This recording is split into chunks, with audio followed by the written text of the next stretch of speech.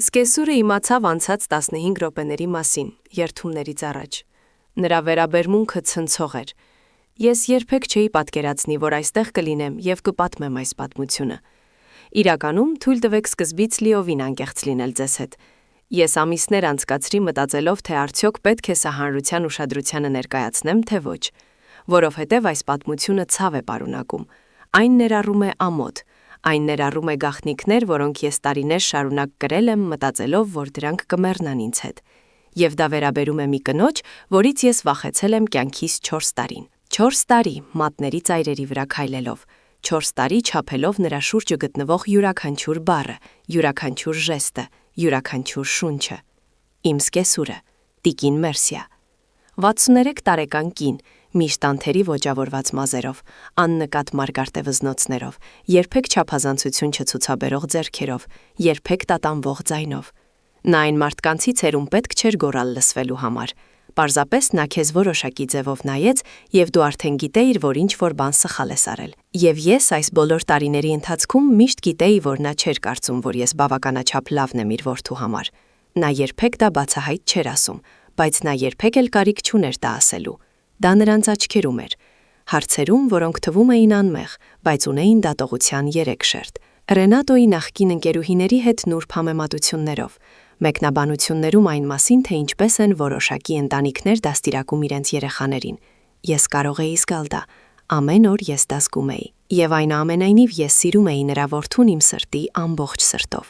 Ռենատոն իմ ապահով ապաստանն էր, իմ լավագույն ընկերը, այն մարդը, ով ինձ համոզեց, որ ես արժանի եմ սիրված լինելու, նույնիսկ այն ամենից հետո, ինչ ես անցել էի։ Եվ հենց նրա շնորհիվ էր, որ ես դիմացա։ Հենց նրա պատճառով էր, որ ես կուլ տվեցի նրա մեկնաբանությունները։ Նրա շնորհիվ էր, որ ես ժպտում էի, երբ ուզում էի լաց լինել։ Հենց նրա պատճառով էի ձևացնում, թե չեմ նկատում նրա մորը դժգոհ հայացքները ամեն անգամ, երբ մտնում էի ընտանեկան տուն։ Բայց թույլ տվեք մի փոքր ժամանակի մեջ հետ գնամ, որովհետև որպեսզի հասկանաս, թե ինչ է պատահել իմ ամուսնական երթումներից 15 րոպե առաջ, պետք է իմանաս իմ պատմությունը, իրական պատմությունը, այն մեկը, որին տարիներ շարունակ թաքցրել էի բոլորից, այն, որը Դոնյա Մերսիան հայտնաբերեց ամենավատ հնարավոր պահին։ Ես ծնվել եմ Մինաժեր այսի ներքին մասում գտնվող մի փոքրիկ քաղաքում։ Այնքան փոքր քաղաք էր, որ բոլորը միմյանց ճանաչում էին, եւ երբ ես ասում եմ բոլորը, նկատի ունեմ, որ բամբասանքներն այն իմ ծանոթներից մեկը ապրում է ձեր քաղաքի մոտակայքում։ Նա անցյալ շաբաթ գեղեցկության սրահում էր եւ լսեց ձեր անունը։ Նա սկսեց շուրջ բոլորը հարց ու փորձ անել, եւ մարդիկ պատմեցին նրան։ Նրանք նրան ամեն ինչ պատմեցին։ Ներքին հարդարանքը։ Այդ անիծյալ գյուղական վայրը, որտեղ բոլորը գիտեն միմյանց գործերը։ Նույնիսկ այսքան տարիներ անց մարդիկ դեռ հիշում են։ Նրանք դեռ խոսում էին։ Նրանք դեռ դատում էին։ Եվ հիմա հարսանիքիցս 15 րոպե առաջ իմ ամբողջ խարանն արդեն փլուզվում էր։ Ես սկսեցի լաց լինել։ Ես չէի կարողանում ինձ զսպել։ Հարսնակույրերիս այդքան սիրով քսած դիմահարդարումը հոսում էր դեմքիս վրայով։ Եվ ես միայն մեկ բանի մասին կարող էի մտածել։ Ամեն ինչ ավարտվեց։ Ամեն ինչ, որի համար ես աշխատել եմ։ Ամեն ինչ, որ ես կառուցել եմ։ Այն ամբողջ սերը, որ Ռենատոն ուներ իմ հանդեպ։ Ամեն ինչ ավարտվելու էր այնտեղ, եկեղեցու այդ փոքրիկ հետնասենյակում։ Ես փորձեցի խոսել։ Ես փորձեցի ինձ բացատրել։ Տիկին Մերսիա, ես երեխա էի։ Մայրս մահամերձ էր։ Ես ուտելու բան չունեի։ Բայց նա բարձրացրեց ձեռքը, խնդրելով ինձ կանգ առնել։ Եվ հետո նա արեց մի բան, որին ես երբեք չէի սպասի։ Նա մոտեցավ ինձ։ Եվ նա գրկեց ինձ։ Դոնյա Մերսիան գրկեց ինձ։ Ուժեղ, իսկական ուժով։ Ես կաթվածահար էի։ Ես չէի հասկանում, թե ինչ էր կատարվում։ Իմ ուղեղը չէր կարողանում մշակել այն։ Նա կանգնած էր այնտեղ, գրկելով ինձ կարծես մի ամբողջ հավերժություն լիներ։ Հետո նա մի քայլ հետ քաշվեց, ձեռքերով բռնեց դեմքս, նայեց աչքերիս մեջ եւ ասաց. Ես 4 տարի անցկացրի քեզ դատելով։ 4 տարի մտածելով, որ դու բավականաչափ լավը չես իմ որդու համար։ 4 տարի սառը, անտարբեր, դաժան, որովհետև կարծում էի, որ գիտեմ, թե դու ով ես։ Նա դադար տվեց։ Նրա աչքերը կրկին լցվեցին արցունքներով։ Բայց ես ոչինչ չգիտեի։ Ես պատկերացում անգամ չունեի, թե ինչերի միջով անցար, ինչի միջով վերապրեցիր, այն ուժը, որը քեզ անհրաժեշտ էր։ Եվ երբ ես իմացա, երբ ես ամեն ինչ իմացա, ես ամաչեցի ինքս ինձնից։ Ես դեռ չէի կարողանում խոսել։ Ես միայն կարող էի լաց լինել։ Դու երեխա էիր, Ամանդա։ Երեխա, որն անում էր այն, ինչ անհրաժեշտ էր գոյատևելու համար։ Հոգ տանել իր հիվանդ մոր մասին։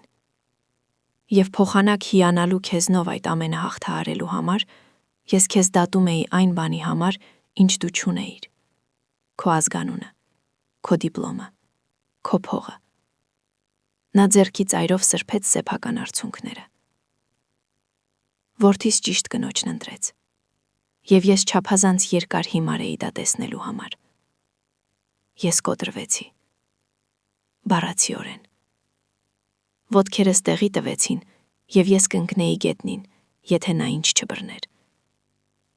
Մենք մնացինք այնտեղ, երկուսով, գրկախառնված եւ լաց լինելով,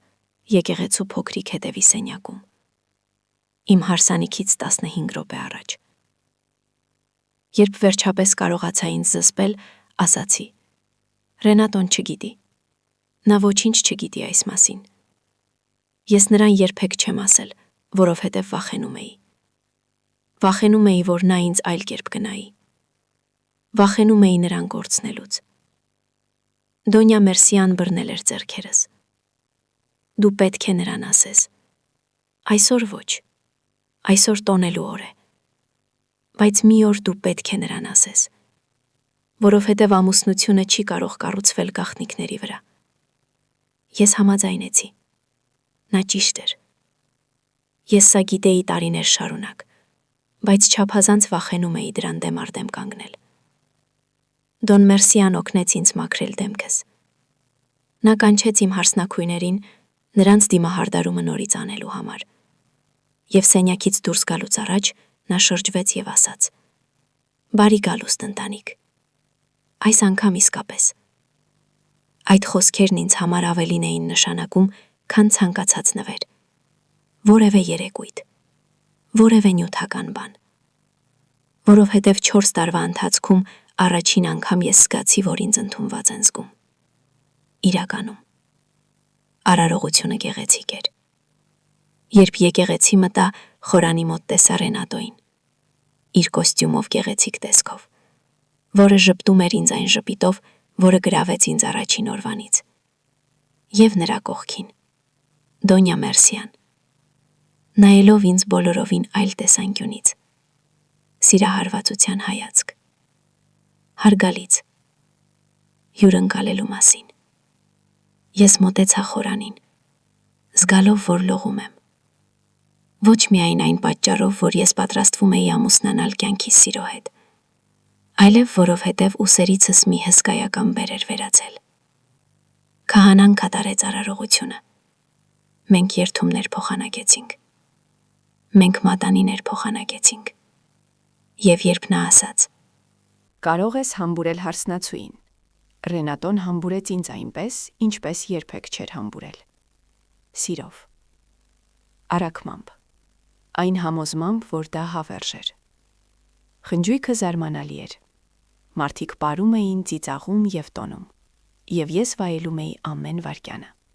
որովհետև երկար ժամանակ անց առաջին անգամ ես չէի ձևացնում։ Ես չէի փորձում լինել այն մեկը, ով չեմ։ Ես պարզապես ինքս էի։ Լրիվ, անցյալի և ամեն ինչի հետ։ Հարսանիքից 3 օր անց, երբ մենք Մեղրամսի մեջ էինք Պորտուգալիայում, ես ամեն ինչ պատմեցի Ռենատոին։ Մենք պատմեցինք ամբողջ պատմությունը։ Իմ մորի մասին, հիվանդության մասին,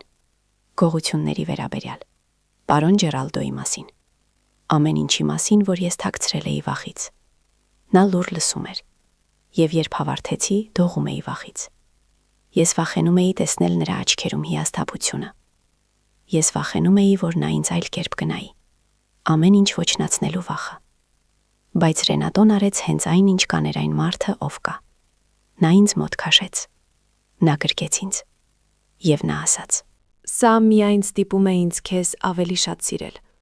Որովհետև հիմա գիտեմ քո ուժի չափը, և ես ավելի հպարտ եմ, որ դու իմ կինն ես։ Ես ժամերով լաց եղա նրա գրկում։ Ես թեթևությունից լաց եղա։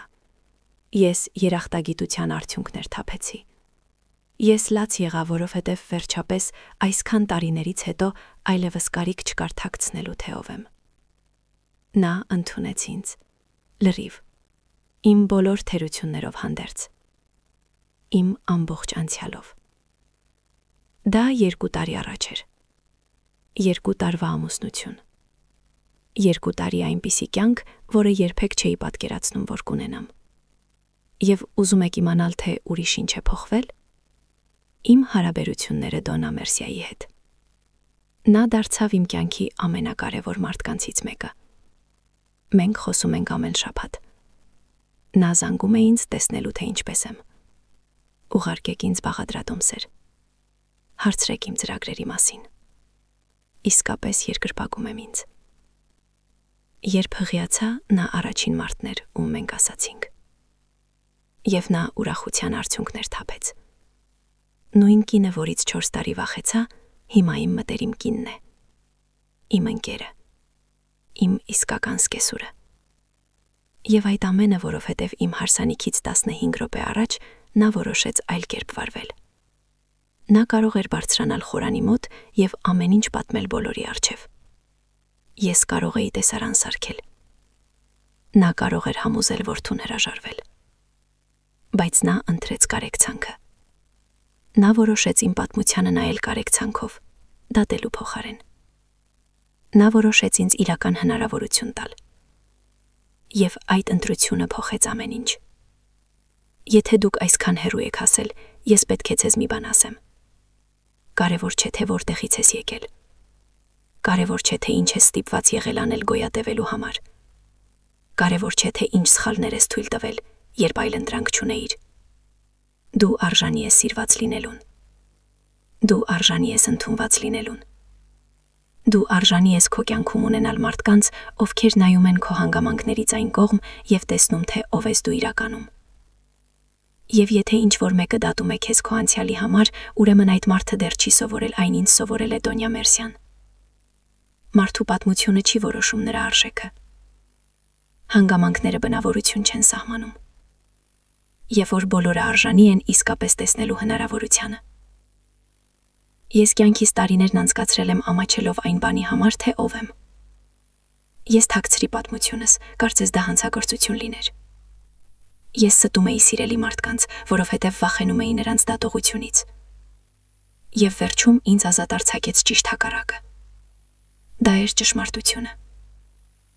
Ճշմարտությունը ասված ճիշտ մարդկանց ճիշտ ժամանակին, քաջությամբ։ Ես չեմ ասում, որ դա հեշտ է։ Դա այդպես չէ։ Գիտեմ, որ շատերը, ովքեր հիմա կարդում են սա, նմանատիպ գաղտնիքներ ունեն։